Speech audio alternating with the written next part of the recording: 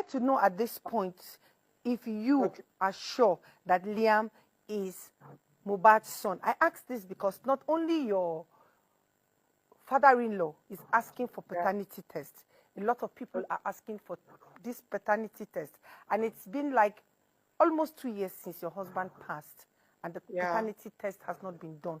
Why is it being delayed? But first, I'd like to know if you are sure that Liam is Mohbad's son. I am 100% sure. I am 101% sure. Like, even my father-in-law is 100% sure. Like, my husband is the only man I've ever had anything sexual with all my life.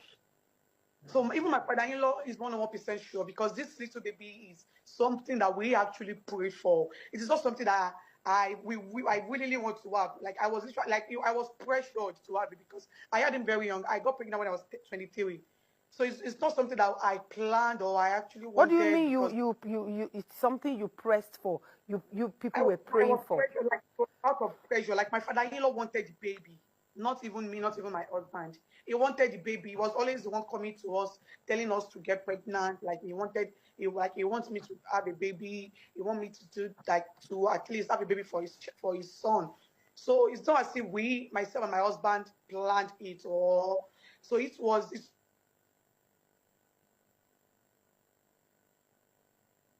He had a dream that I would be pregnant and the baby would be a boy, and when he grow up and the baby will be the one to buy his coffin. Like, he said, the Holy Spirit tells him. And also, he also told me that he also asked us to fast. We fasted for 7 days, myself, my husband, and my father-in-law. He took me to different mountains to have the baby so that I can get pregnant. And so it's not something that I did it like because I want to. It was out of pressure. It was what he wanted. So it is so unfortunate that now the same child that he pressured us to have is now the same child that is defaming online, calling him different names, saying he's a bastard just because of his own selfish interest. It is really unfortunate, but it is such a sad story. But I feel like the only thing that can just make this whole thing to become, to get clearer to people that are in doubt is just for me to get the DNA done. But now he doesn't want it done. He does not want it done. Like this. I know they hear you, Baba. I know they hear you. It's making noise. Can you hear me, ma'am? Yes, I can hear you, Wumi. I just like to know what do you make of the verdict to do with Naira Marley being free by the court? What do you make of that verdict? Man, it is actually sad, because a lot has been happening after my husband's demise, and even before my husband's demise, a whole lot has happened, which is online. How he was bullied, how he was harassed, how he was defamed, because and at the end of the day, nothing is being done, just because the whole family has not been in cordial relationship. The whole family has not been settled. It's been from one problem to another. And even my father-in-law has said it publicly that he does not have any issue with it. In fact, he has been defending them. And allegedly, I heard that one way or the other they've been in contact. Do you understand? Because a lot of people that has been speaking for him says there is a lady called Ibukun that has a relationship with them, and that's this same Ibukun has been the one funding my father-in-law, giving him money, giving him cars, giving him different things, just to keep lying and just to keep spoiling the whole case. Do you understand? And this same Ibukun has been the one giving the suspect money just to come out to defame me and a lot of things.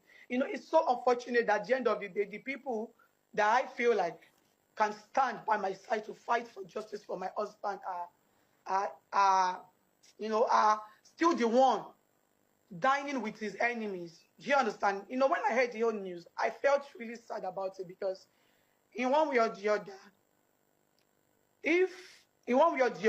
they've done something that Liam our only son would grow up to ask me when he grows up. And at the end of the day, when I got to realize that nothing can be done to it, it's very, very sad, but there's nothing I can do, because at this point, all I have to do is just to fight for myself and my child. Okay, Wunmi, I've heard all that you have said concerning the court verdict and how some of the circumstances or the relationship with your husband and Naira Marley could have been investigated more. But also, I want to know if Naira Marley had reached out to you since your husband passed. He never reached out to me. But I think 2 days after my husband's demise, his manager reached out to me on WhatsApp. She was trying to, she sent me a text. She said, we should settle all of this in amicably as families, that Liam is such a fine boy and they'll make sure that they take good care of him. She tried to call me, but I did not pick up. So, I think, yes, that was the conversation she sent to me, but I didn't respond to her, and since then, they've not reached out. So it's just since then. So from then, it's been from one bullying to another. A whole lot of people has been coming for me, and these same people has been trying to exonerate them, but they are coming for me. Do you understand? So one way or the other, I feel like they have something in common, and I feel like if I had responded to his manager when she called me, maybe all of this wouldn't have happened. But it is all good. Okay, I'm sure that you also know that there are many people who believe you know more than you want to tell the world about the last moment of your husband alive. They also talk about the audio where you and your late husband were arguing, something that happened a couple of hours before he passed. Would you like to clear that part for us? Of course, yes. So regarding that voice recording, it's something that is really, really sad, because let me just say, like, those moments were vulnerable moments. Do you understand? That was after the NDLA attack, and that day was on my birthday, 2022. Yes, on my birthday, 2022, April 29. I was in the hospital because after the NDLA issue, he was paranoid. He was living in fear. Like, it got worse to the extent that we went to the psychiatric hospital, because he became a shadow of himself. He doesn't see himself as the Mohbad that everybody see him as. Do you understand? He doesn't even know his songs, the song that he released himself. He doesn't know them anymore. He cannot perform them in the show because he does not even know most of his songs. He does not know most things. But I was the only one with him then. But the whole thing was, God really was to the extent that even me myself, I was sick, because I just be together and he will just start screaming, saying some people want to kill him, some people want to do this, some people want to do that. We might be together sleeping and he will just wake up middle of the night and ask me to go outside.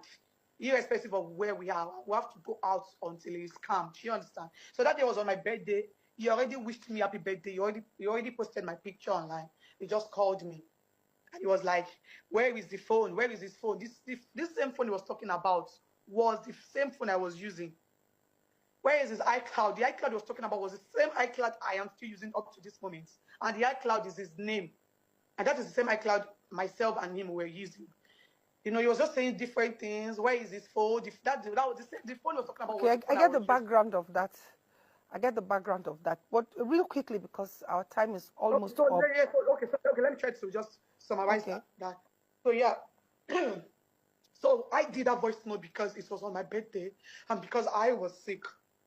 So I was not expecting him to talk to me in such a manner, and I was so sad. So I had to do the recording on a friend's phone to play to him, because whenever he comes down, he's always denying, not saying such a thing to me. And also, I did that because I wanted to also play to his father, because then I was already tired of the relationship and I wanted to leave. So his father is always the one coming to me, begging me to please not leave, I should not leave his son and daughter.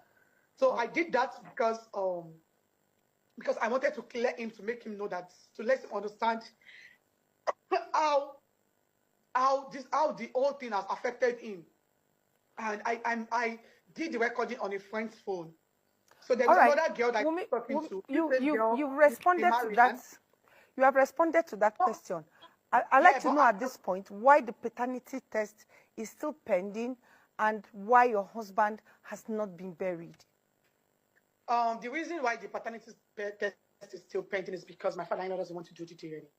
I feel the main reason is because he doesn't want the attention is getting from the public. He doesn't want it to end. Like he enjoys the attention is getting from the public. Have you He made enjoys efforts to get his samples for the DNA? Have you made efforts?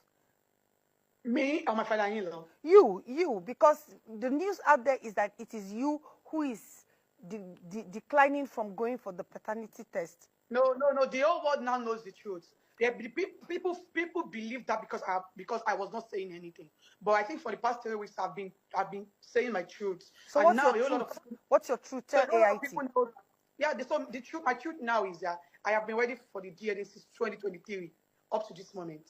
So my father-in-law has been the one delaying the process. And now, since last year, the court has given us the go ahead to do the DNA. But now he doesn't want me to do my own. He does not want me to do my own personal DNA. He wants to be the one to do his own DNA because he already knows the results he wants to publish. So he doesn't want me to do any DNA to counter his DNA. All right. He knows so that why that's has how your the husband not been buried? because my father-in-law doesn't want him buried. So yes, so I'm still saying like this whole thing is based on one thing, and the thing is he enjoys the attention he's getting from the media, and he knows that once the DNA is done and once my husband is buried, that is the end of the game for him. So he does not want it to end anytime soon, and that's why he has been delaying the process. So there is no any reason whatsoever where that my husband's body is at the morgue. My father-in-law willingly does not want to bury